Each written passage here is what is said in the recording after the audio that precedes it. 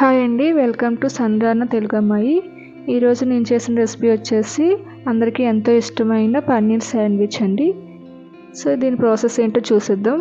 ముందుగా ఒక ప్యాన్లో ఆయిల్ తీసుకొని ఆనియన్స్ కొంచెం పెద్దగా కట్ చేసి ఫ్రై చేసుకోవాలండి. సో కొంచెం పెద్దగా కట్ చేసుకొని ఫ్రై చేసుకుంటేనే ఆ శాండ్విచ్ టేస్ట్గా ఉంటుంది. ఇంకా నెక్స్ట్ ఇంగ్రీడియంట్ వచ్చేసి చిల్లీ అండి. మన చిల్లీ ఆప్షనల్, వేసుకోవాలంటే వేసుకోవచ్చు, లేకపోతే లేదు. చిన్నపిల్లలకి పెట్టాలనుకుంటే గ్రీన్ చిల్లీ వేయకుండా ఉంటే బెటర్ అండి. అండ్ క్యాప్సికమ్ అండి, గ్రీన్ క్యాప్సికమ్, రెడ్ క్యాప్సికమ్ కూడా వేసుకున్నాను. సో అది బాగా ఫ్రై చేసుకోవాలండి. సో ఫ్రై చేస్తున్నప్పుడు మరీ అంత బాయిల్ అయిపోయి రోస్ట్ అయిపోకూడదండి, నార్మల్గా ఫ్రై చేసుకోవాలి. అండ్ ఇప్పుడు స్పైసెస్ అండి, వేయించి పెట్టుకున్న జీలకర్ర పొడి అండ్ కొంచెం కారం. మన చిన్నపిల్లలకి పెట్టాలనుకుంటే కొంచెం ఈ స్పైసెస్ తగ్గించి వేసుకుంటే బాగుంటుందండి. అండ్ దంచి పెట్టుకున్న బ్లాక్ పెప్పర్ అండి. సో ఇవి టాస్ చేస్తూ అలా ఫ్రై చేసుకోవాలి. సో ఇప్పుడు కొంచెం టమాటో సాస్ అండి. నెక్స్ట్ వచ్చేసి సోయా సాస్. ఇవి కూడా వేసిన వెంటనే మంటను హై ఫ్లేమ్లో పెట్టి ఫ్రై చేసుకోవాలండి. మీరు లో ఫ్లేమ్లో పెట్టకూడదు. సో ఇలా ఫ్రై చేసుకొని కొంచెం కొత్తిమీర చల్లుకోవాలండి. సో ఇది కూడా ఫ్రై అయిన తర్వాత మనం ముందుగా చిన్న చిన్న ముక్కలు కట్ చేసి పెట్టుకున్న పన్నీర్ ముక్కలు వేసుకున్నామండి. సో పన్నీర్ అనేది గ్రేట్ చేసి కూడా తీసుకోవచ్చు కూరలాగా, లేదా చిన్న చిన్న పీసెస్గా తీసుకున్న బాగానే ఉంటుంది.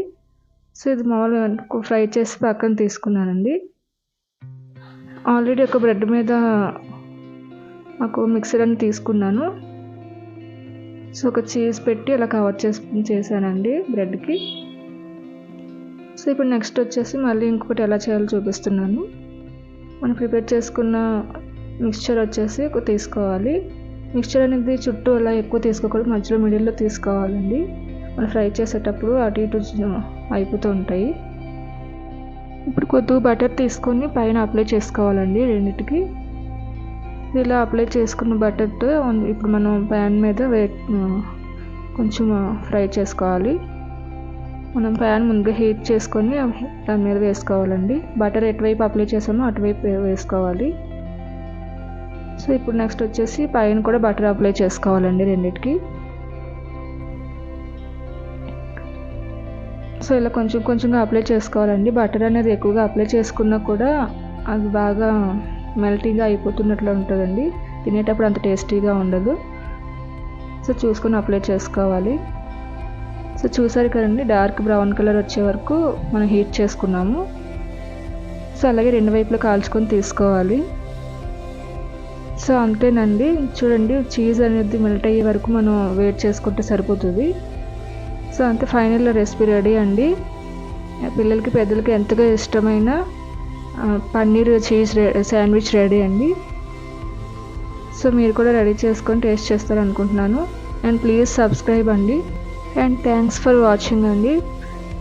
నేను చేసిన వంటలు మీకు ఇలా నోటిఫికేషన్లు రావాలి అనుకుంటే బెల్ ఐకాన్ కూడా ప్రెస్ చేయండి.